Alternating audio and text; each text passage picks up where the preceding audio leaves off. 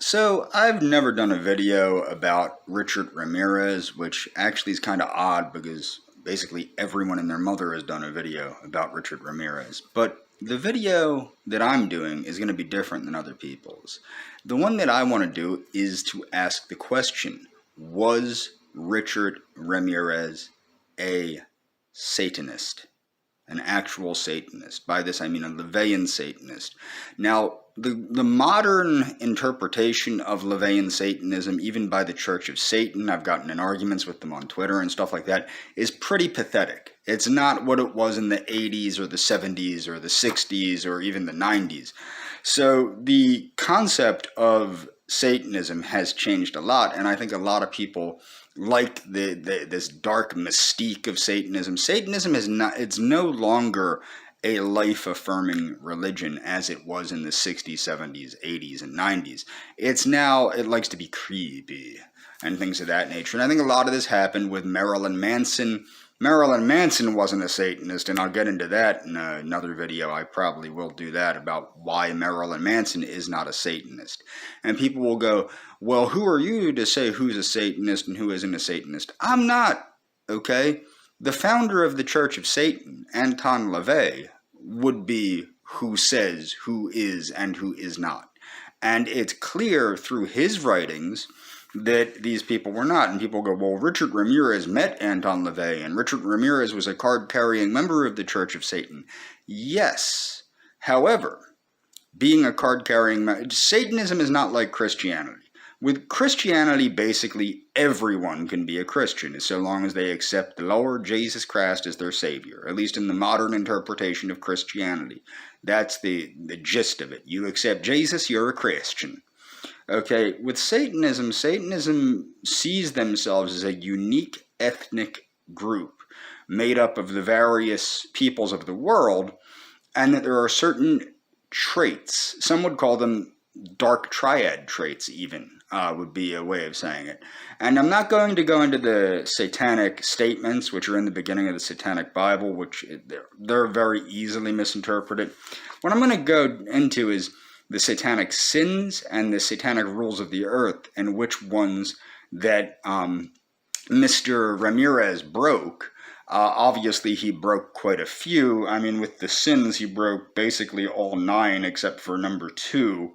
And even that one, which is pretentiousness, I think he was highly pretentious, but not enough that it would be this. But my point is that if he were born a Satanist, he would not be engaging in these traits. Another thing is Satanists were very much against drug use and anything that would mess up one's interpretation of reality the way reality is.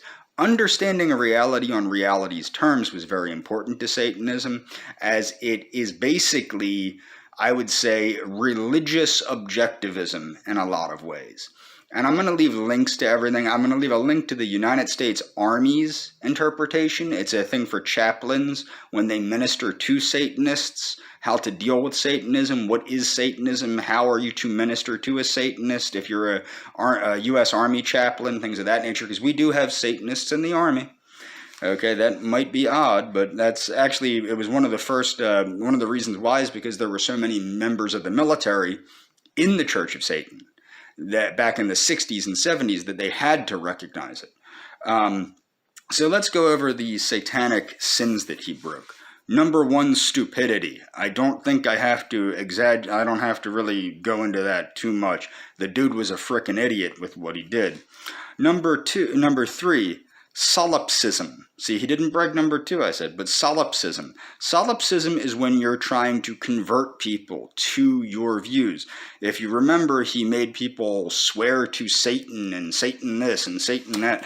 And he also kind of viewed Satan as a legitimate deity, which is against Satanism. In Satanism, Satan is the internal force that urges man forward to strive, to create, things of that nature. It's different than the Judeo-Christian concept of Satan, okay? So, self-deceit. He deceived himself many ways. One of the biggest ways, I think, was the idea that he was an agent of Satan or doing Satan's work and things of that nature, which is clearly ridiculous. Herd conformity. Now, people might go, what? He didn't conform to the herd. Okay. Okay, well, the reason he did conform to the herd with number 5, when the sin number 5, is that he conformed to their interpretation of what a Satanist is. Dark, spooky, evil, what have you. That's not what a Satanist is, at least not at the time that LaVey was alive. Lack of perspective. He had basically a complete lack of perspective of reality. Period. Okay? Forgetfulness of past orthodoxies. Forgetfulness of past orthodoxies is the sense that they basically take something old, repackage it, and sell it as a new thing. He was highly influenced by his Hispanic Catholic heritage, to the point where he was strangling a young woman and the phone line was shooting out sparks and he thought it was Jeebus coming to get him. Jeebus was coming to get him. Okay, counterproductive pride. Okay, he was loaded with that. Lack of aesthetics. He smelled bad, his teeth were rotten out of his head, and he looked like crap. Okay, the rules of the earth, which he broke. Okay, number 1, when in another's lair, treat him with respect, or don't go there. Okay, I think that's pretty obvious when you're breaking and entering and murdering people that you're not respecting their lair or their territory. Don't make sexual advances unless you are given the mating signal. Obviously, the rapes that he committed were a violation of that. Rule number 6. Don't take that which does not belong to you unless it is a burden to the other person and he cries out to be relieved. Okay, number 1, what I want to get through is I do not support these things, but I'm going to get into that at the end of this video.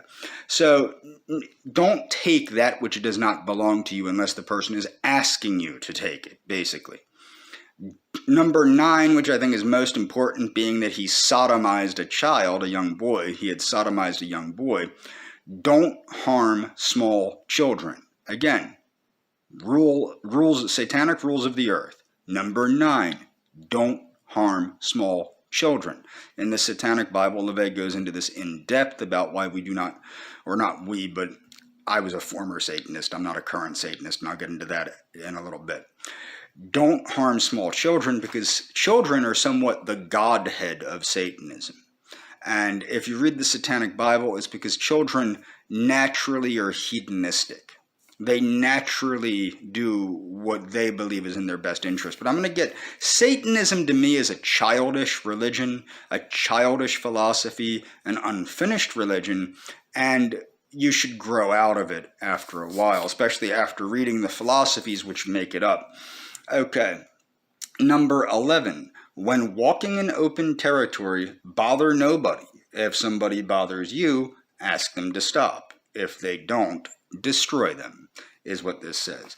Now, the thing is with this, did he break it? Yes, he bothered people in open territory. Okay, usually not. Usually it was in their own lair, but the fact of the matter is, he went out of his way to bother other people, which is against Satanism. It's against LaVeyan Satanism. Now, what are my views on this? I mean, I think it's pretty clear that the dude, despite what people think, he was not a legitimate Satanist, despite the fact that he was a card-carrying member of the Church of Satan, despite the fact that he claimed to be. His belief in Jeebus, as I said, was off the charts because, I mean, he thought Jeebus was coming to get him. What are my views of him? I think he was a psychotic, okay? I think he had severe psychotic issues. And that's basically the gist of it. I think that he embraced Satanism as a means to rebel against his Latino Catholic upbringing.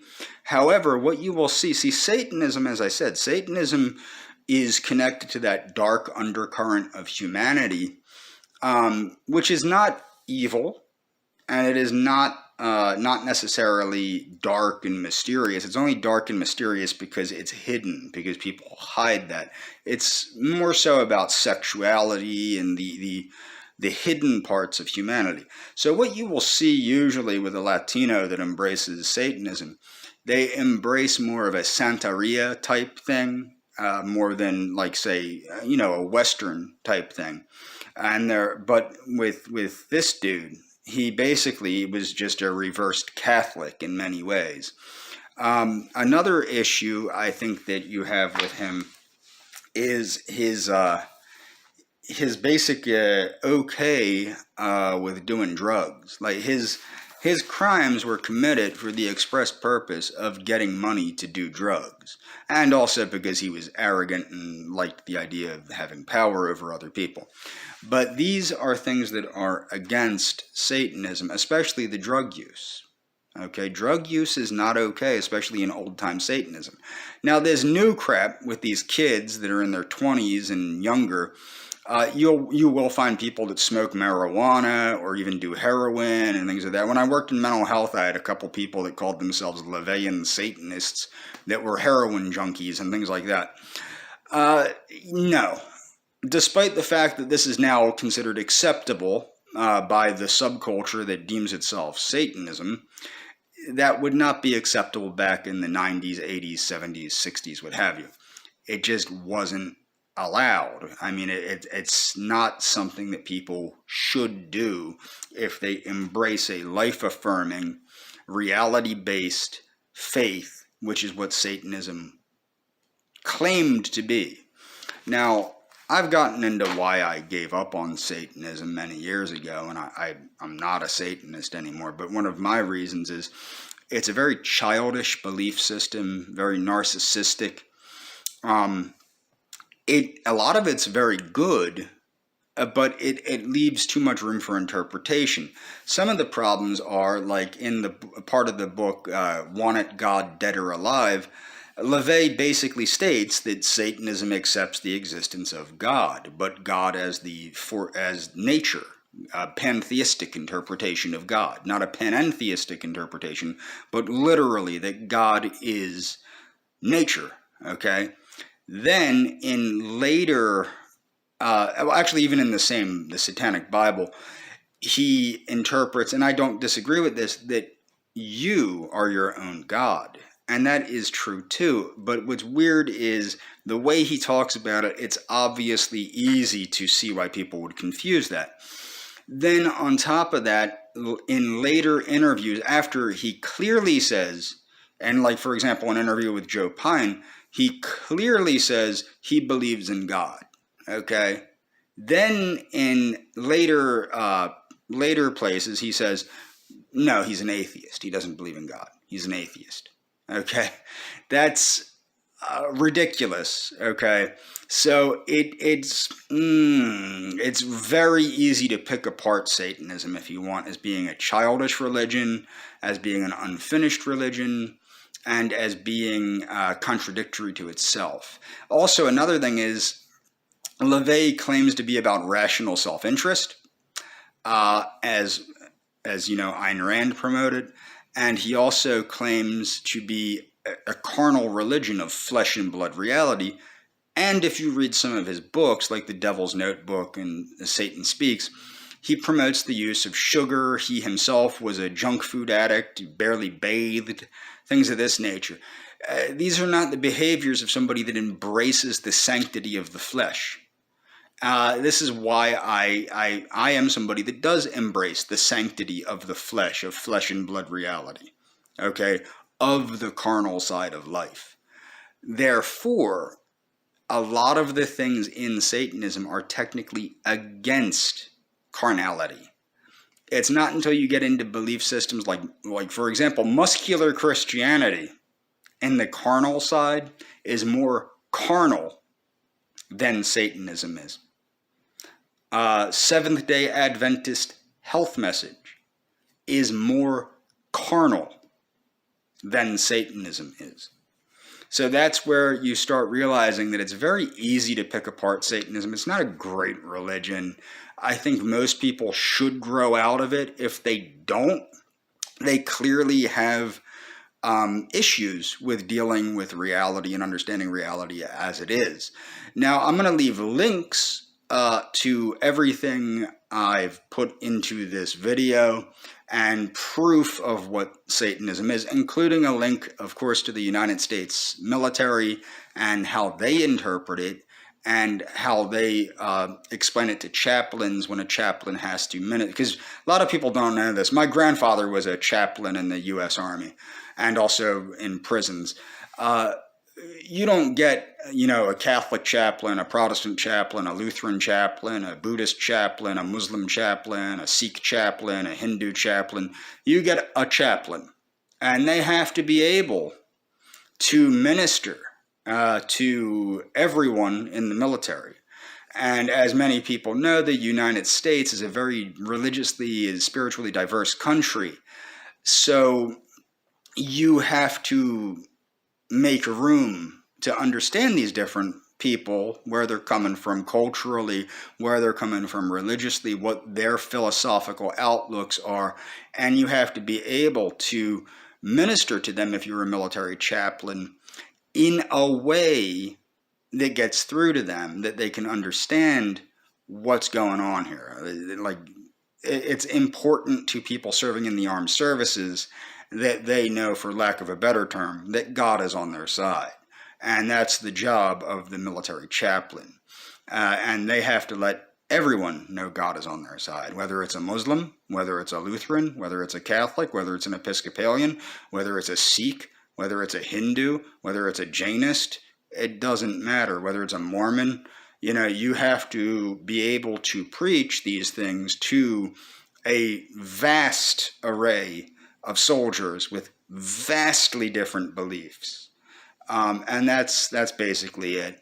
And that's all for this video. Please do check out the links. I want people to educate themselves on these things so they understand what I'm saying and they don't think I'm just like, oh, this is my opinion and da-da-da. It is my opinion, but it's my opinion formed on legit information, much of it actually from the Church of Satan. And that's all for this video.